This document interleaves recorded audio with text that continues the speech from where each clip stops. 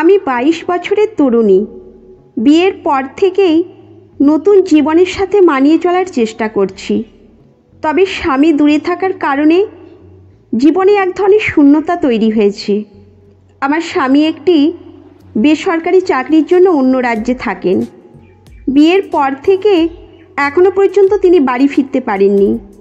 আমার শ্বশুর বাড়িতে আছি, যেখানে আমার 19 বছর বয়সী দেওর পীযূষ, শ্বশুরমশাই এবং তার বৃদ্ধা মা থাকেন।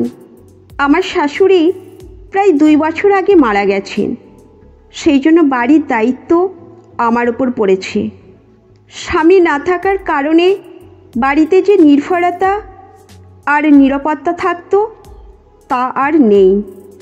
আমার শ্বশুরমশাই নিজের ঘরে থাকেন এবং পীযূষ আমার সঙ্গী হলেও আমরা আগে যেভাবে দাবা খেলতাম সেটা আর হয় না। দাবা খেলা আমার ভীষণ প্রিয়। শ্বশুরবাড়িতে আসার পর থেকেই স্বামীর সঙ্গে দাবা খেলে খেলে দিনগুলো কেটে যেত। তবে স্বামী বাড়িতে না থাকার কারণে এখন দাবা খেলার আগ্রহটাও হারিয়ে ফেলেছি। মন যেন সারাক্ষণ অস্থির হয়ে থাকে। আমি বুঝতে পারছিলাম আমার ভেতরে থাকা খেলাধুলার প্রতি যে ভালোবাসা আর আগ্রহ আছে তার পূরণ হচ্ছে না। একদিন আমি পীযূষের সঙ্গে দাবা খেলার কথা বললাম।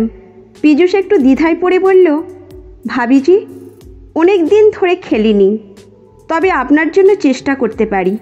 এই কথা শুনে আমি একটু হেসে বললাম, চেষ্টা করতে তো ক্ষতি নেই। আমি জানতাম পীযূষ ভালো খেলোয়াড়, কিন্তু সে আমার সাথে বেশিরভাগ সময় হারার ভান করত। আমরা খেলতে বসে গেলাম, কিন্তু সেদিন পীযূষ যেন অন্যরকম ছিল। তার চোখে কিছু অদ্ভুত চিন্তা ভেসে আসছিল। খেলার সময় পীযূষ বলল, ভাবিজি, আপনি তো বেশ ভালো খেলেন, কিন্তু আমি আজ একটু সিরিয়াসলি খেলব। আমি তার এই কথায় একটু অবাক হয়ে বললাম, ভালোই তো, দেখি আজ কে জেতে। আমরা দুজনেই খেলার মধ্যে ডুবে গেলাম।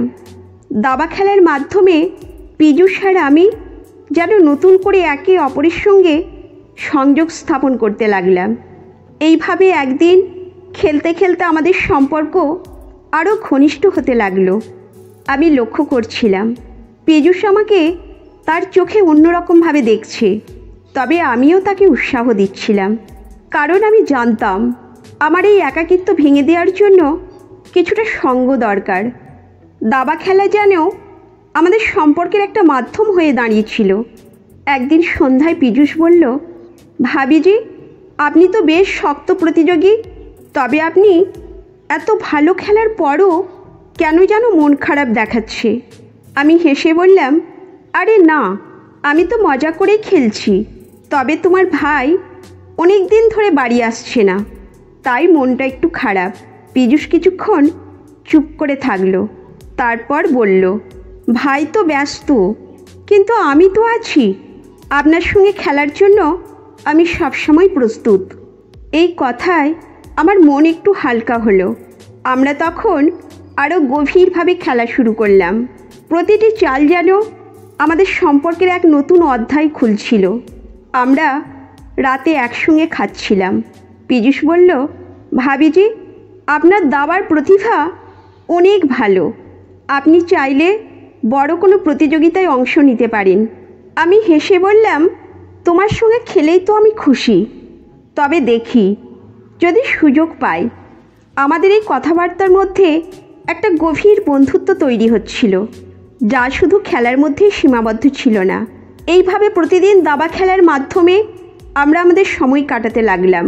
পীযূষের সাথে খেলতে খেলতে আমার একাকিত্ব কেটে যেতে লাগলো। সে শুধু আমার খেলার সঙ্গী নয়, আমার মনের সঙ্গী হয়ে উঠেছিল। দাবা খেলা আমাদের মাঝে এমন একটি শক্তিশালী বন্ধন তৈরি করেছিল, যা দিনের পর দিন গভীর থেকে গভীরতর হচ্ছিল। বন্ধুরা, এই গল্প থেকে আমরা একটি গুরুত্বপূর্ণ শিক্ষা নিতে পারি। জীবনের অনেক কঠিন মুহূর্তে কোনো একটি শখ বা খেলার মাধ্যমে আমরা নিজেদেরকে নতুনভাবে খুঁজে পেতে পারি। একাকিত্ব কাটিয়ে উঠতে আমাদের এমন কিছু করতে হবে যা আমাদের আনন্দ দেয়। এবং আমাদের জীবনের সম্পর্কগুলোকে আরও মজবুত করে তোলে। তো বন্ধুরা, এই গল্পটি যদি আপনাদের ভালো লেগে থাকে তাহলে অবশ্যই চ্যানেলটি সাবস্ক্রাইব করবেন এবং আপনার মূল্যবান মতামত জানাবেন। ততক্ষণ পর্যন্ত ভালো থাকুন, সুস্থ থাকুন। ধন্যবাদ।